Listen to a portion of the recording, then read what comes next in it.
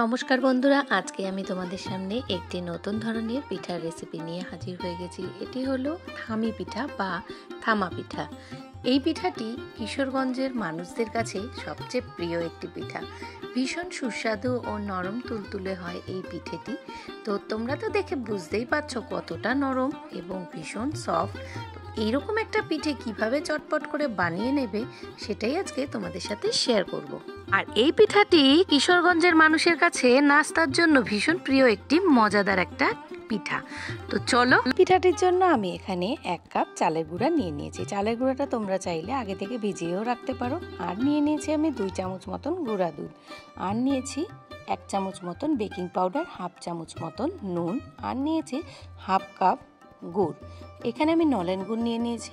এরপরে সমস্ত উপকরণগুলোকে খুব ভালোভাবে কিন্তু মিশিয়ে নিতে হবে। আর রেশিওটা তোমরা এরকমই নিতে পারো, 1 কাপ চালের গুঁড়োর সাথে 1/2 কাপ মতন নলেন গুড় আর 2 চামচ মতন গুঁড়ো দুধ।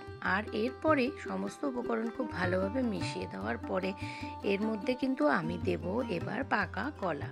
তো তোমরা চাইলে এখানে পাকা কলার পরিমাণটা আরও একটু বাড়িয়ে দিতে পারো। আমার এখানে পাকা কলা, এখানে আমি গন্ধটা আমার খুব একটা ভালো লাগে না, তাই জন্য আমি এখানে একটাই দিয়েছি।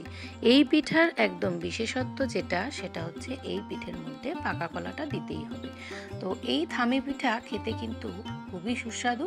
তো তোমরা চাইলে অবশ্যই একবার ট্রাই করতে পারো। ভিডিওটা চলতে চলতে একটা কথা বলে রাখি, যারা আমার পরিবারে নতুন আজকে তারা অবশ্যই আমার চ্যানেলটাকে সাবস্ক্রাইব করে পাশে থাকা বেল নোটিফিকেশনটি অন করে আমার পরিবারে বন্ধু হয়ে যাও। আর দেখো, এখানে আমি কিন্তু পাকা কলাটা দিয়ে এই সমস্ত মিশ্রণটাকে খুব ভালো করে হাতের সাহায্যে মেখে নিচ্ছি।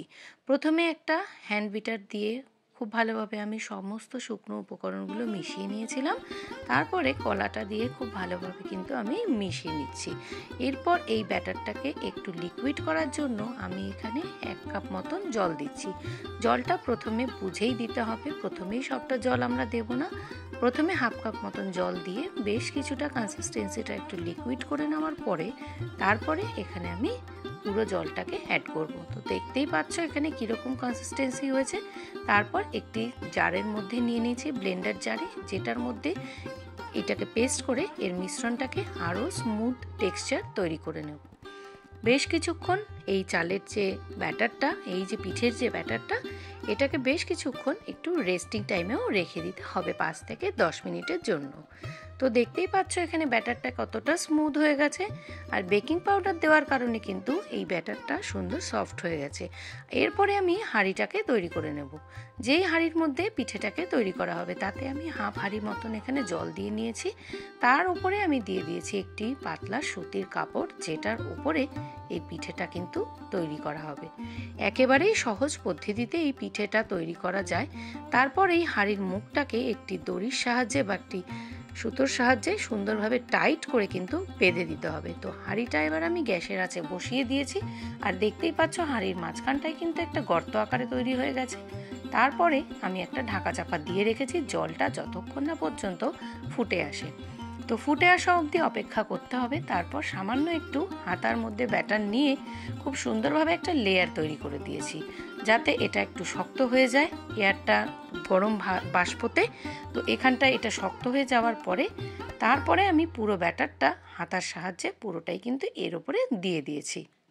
তো সমস্ত ব্যাটারটাই কিন্তু আমি এখানে দিয়ে খুব সুন্দর একটা শেপ তৈরি করে এরপর আমি এটার উপর কিন্তু একটা ঢাকা দিয়ে রেখে দেব 8 ঘন্টার জন্য।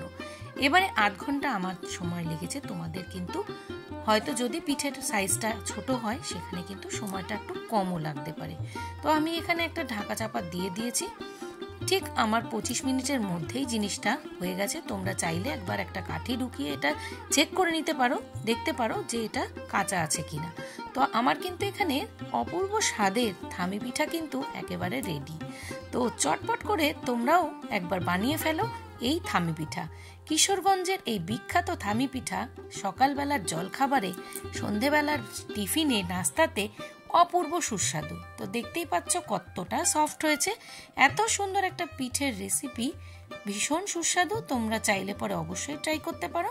তো চলো, আমার এই থামি পিঠার রেসিপিটা তোমাদের কেমন লেগেছে অবশ্যই কমেন্টের মাধ্যমে জানিও।